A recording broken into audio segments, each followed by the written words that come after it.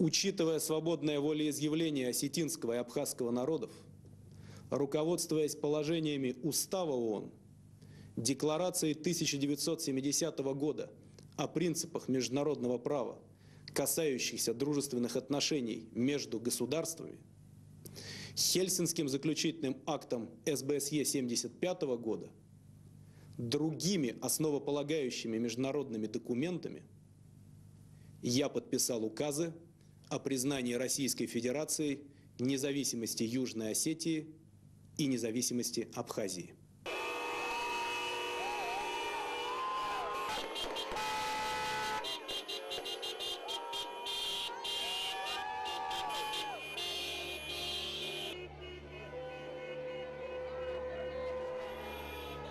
«15 лет спустя после обретения свободы в кровопролитной войне суверенитет Абхазии признала Российская Федерация. В 2008-м площадь Свободы в Сухуми стала центром всеобщей радости.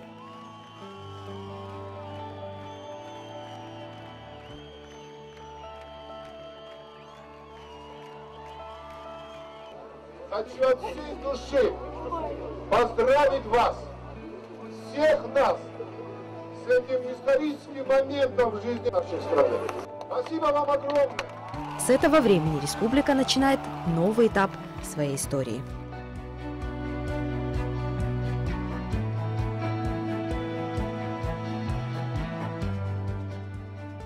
Суверенитет означает полновластие внутри государства и независимость в международных отношениях.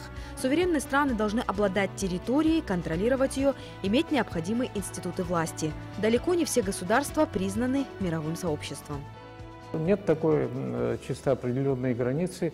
Вот, например, признали там 10 государств, и это считается, значит, международно признанным государством, или там 20, 25, так сказать. Конечно, чем больше государств признает, тем больше в том смысле, в котором, значит, понимается вот это признание, оно, конечно, ценнее и лучше. Политику вообще признания определяют великие державы. В настоящее время в составе ООН 193 государства. 7 стран не входят в эту организацию, но признаны одним или несколькими членами ООН. Абхазия в их числе. История государства насчитывает несколько тысячелетий. И всегда этот красивый уголок Черного моря привлекал сюда завоевателей. Современная история Абхазии начинается с распада Советского Союза.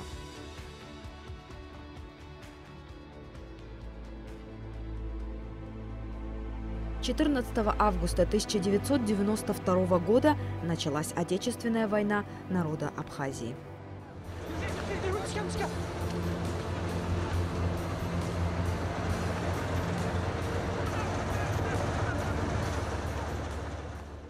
Ценой независимости стали жизни более 4000 человек, десятки пропали без вести. Владислав Ардзенба, лидер национально-освободительного движения, в 1994 году становится первым президентом молодой республики. Его избирают на всенародных выборах. Роль Ардзенба в становлении абхазской государственности неоценима. При нем была разработана Конституция и созданы институты власти. Мы считали себя государством и до того, как Россия нас признала. Мы ведь приняли Конституцию в 1994 году как независимое государство. 12 октября 1999 года мы подписали акт о государственной независимости Абхазии. Это важнейший документ, определяющий вот начало, так сказать, настоящей государственности. Тогда ведь никто нас не признавал. Россия никогда бы не признала Абхазию, если Абхазия не была бы уже государством. Обретя свободу, абхазский народ столкнулся с не менее сложной проблемой. Необходимо было восстанавливать разрушенную страну. Жительница Сухума Светлана Хася в своем доме принимать туристов начала еще задолго до признания. Тогда отдыхающих было немного, теперь же к ней приезжают десятки гостей, причем круглый год. Мы, когда вот это хозяйство, конечно, мне надоумила женщина, которая приехала отдыхать в Абхазию, но даже ни на что не обращая внимания. Она мне сказала: ой, какой большой дом у вас, и вы, говорит, без отдыхающих. Я говорю, а кто сюда приедет? Во-первых, ни ресторанов, ни столовой, ну, вокруг. В городе, может, что-то и есть, а здесь-то как вот принимать людей? И мы начали с того, что начали готовить сами. Сразу после войны последовали санкции против республики. Удручающая ситуация была во всех сферах. В медицине не хватало медикаментов, по крупицам была собрана республиканская больница. В этот период, закончив медицинский вуз, работать в Абхазию приехала врач Анжела Арчелия. Я всегда говорила, что моя заработная плата была в 5 раз ниже моей студенческой стипендии. Но это не останавливало, хотелось помочь и спасти побольше людей. Конечно, по сравнению с тем, что мы сейчас имеем, это было ничто, но тем не менее мы могли оказывать помощь. И когда я думаю о том, что было тогда, мы всегда, и не только я думаю, все врачи говорят, думают, вот если бы тот пациент дожил бы до нашего времени, то, конечно, у него шансов выжить было бы больше.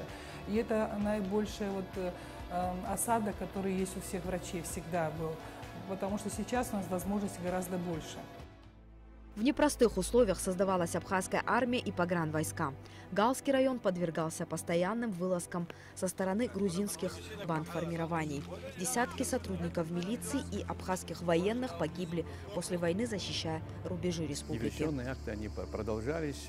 И за этот период времени хочу отметить, что более 100, точнее 117 военнослужащих коллективных сил по поддержанию мира в Абхазии, это российские военнослужащие, погибли здесь, в Абхазии, выполняя свой воинский долг. Сразу после окончания войны начались переговоры под эгидой ООН и посредничестве России и ОБСЕ. Подписан ряд соглашений. Но мирный договор на условиях Абхазии Грузия не подписала и по сей день. До середины 2000-х годов Абхазия не была признана как самостоятельное государство. Первыми суверенитет республики признали Южная Осетия и Приднестровье.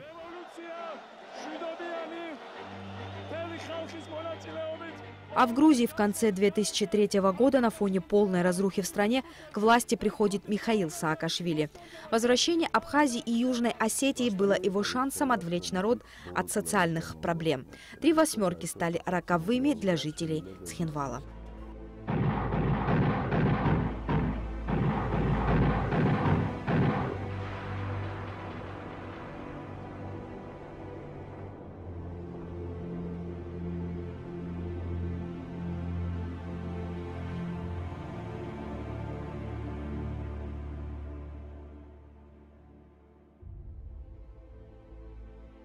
После грузинской агрессии Россия вмешалась в конфликт, чтобы защитить мирное население.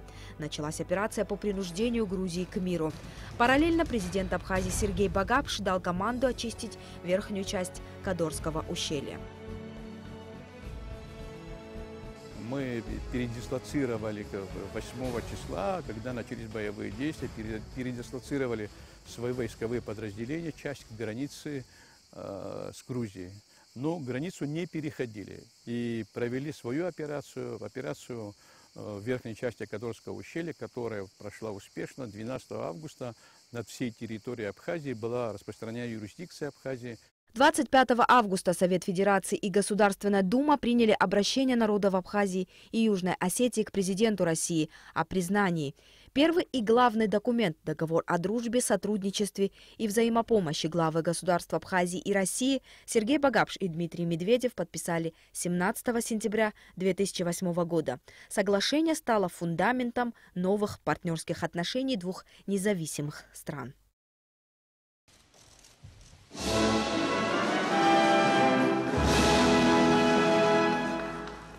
Реакция Грузии была ожидаемой. В ответ она разорвала дипломатические отношения с Москвой и объявила 2 республики оккупированными территориями. США и Евросоюз поддержали позицию Тбилиси.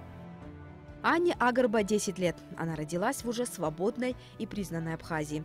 Что такое война, девочка знает только из рассказов родных. Одно из любимых увлечений Анны – живопись. Как и все сверстники, она строит планы и думает о том, какую профессию выбрать. Мы спросили у нее, знает ли она, что такое независимость. Это когда мы можем разговаривать на родном языке, мы можем ходить в абхазскую школу, и мы можем иметь свой флаг и жить как хотим. Если Абхазию признают другие страны, то мы можем путешествовать, учиться. Туризм – важная составляющая экономики Абхазии. Ежегодно 5 миллиардов рублей поступает в бюджет благодаря курортной деятельности. Большинство местных жителей занято в этом бизнесе. По данным Минтуризма Абхазии, до 2008 года в Абхазии насчитывалось около 100 объектов размещения. За последние 10 лет их количество увеличилось до 426, не считая частный сектор. После событий 2008 года на основе двустороннего соглашения российские военные оказывают содействие пограничным силам Абхазии в обеспечении безопасности границ республики. Сегодня есть план совместных мероприятий. На территории Абхазии находится российская военная база. Границы Абхазии защищают российские пограничники. Многие, может быть, забыли, как сложно было на том этапе, когда мы собственными силами защищали. Сегодня количество смертей, связанных с несением военной службы, практически нет. За эти 10 лет после признания Российской Федерации и признанием ряда государств нашей страны, конечно, многое что изменилось. Это новые дороги, это отремонтированные многие социальные объекты, это создание условий для того, чтобы нарастало производство в стране. И вопросы, связанные с темой инвестпрограммы, которая реализуется и по сегодняшний день, и надеюсь на то, что будут и в последующие годы эти работы, появились и другие направления содействия Абхазии. Это работы, которые проводятся по линии инвестиционного агентства. У нас изменилось отношение к бюджетному процессу, у нас появилась структура казначейства, которая нацелена на то, чтобы правильно и в нужном направлении расходовать эти средства. Одним из важных соглашений стало сотрудничество Абхазии и России в сфере здравоохранения. Сразу после признания, благодаря финансовой помощи стратегического партнера, в конце 2008 года начался ремонт республиканской больницы. Главное медучреждение страны заработало в 2011-м. Тогда в больнице впервые появились компьютерный томограф, современный рентгенаппарат и другая диагностическая техника. Позже, в 2012-м, в республиканской больнице появилось и отделение гемодиализа.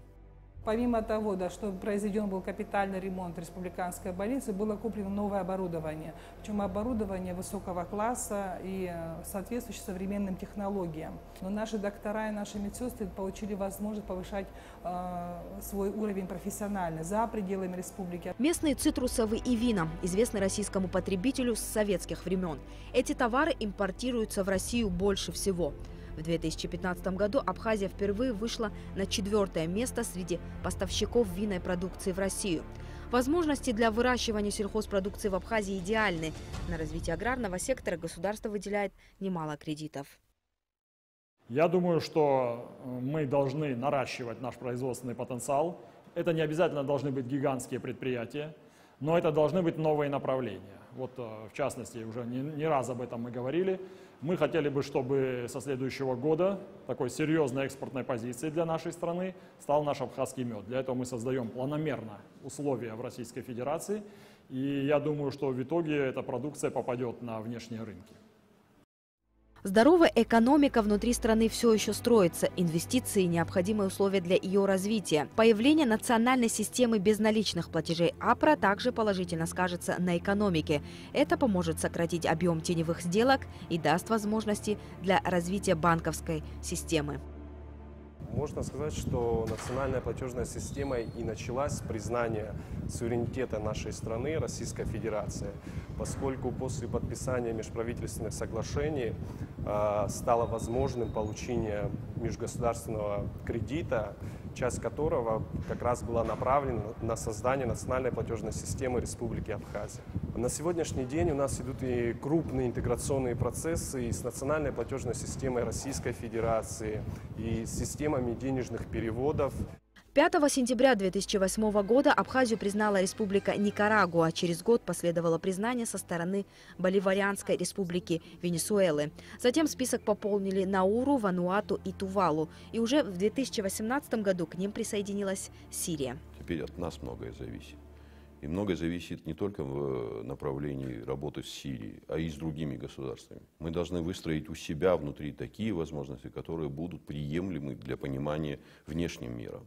Это многие политические аспекты, это многие экономические возможности, которые мы должны сами создавать. Да, помощь помощью, она должна присутствовать, потому что это не просто сегодня самому начинать, предположим, строить государство. Но мы должны быть нацелены на то, чтобы государство, используя эти возможности, выстраивая добрые отношения с теми, кто нас признал, могло бы стать самодостаточным государством. Утверждение о том, что спорт вне политики, к сожалению, не всегда верное. Абхазские спортсмены успешно выступают на международных соревнованиях. Они увеличивают вес страны, но в большинстве случаев побеждают не под своим флагом. Я думаю, во всех сферах и в спорте, тем более, если мы будем выступать под абхазским флагом, у нас будет намного больше возможностей ездить на чемпионаты мира, чемпионаты Европы. Я думаю, что будут такие спортсмены, которые смогут отобраться на Олимпийские игры и показать там результат. Юбилей признания независимости совпал с 25-летием Победы. Жители Абхазии готовятся к праздникам. Сотни гостей приедут в республику на торжества. Процесс признания оказался не таким быстрым, но народ уверен, череда новых признаний не за горами. Главное, теперь в Абхазии больше говорят о развитии и не говорят о войне.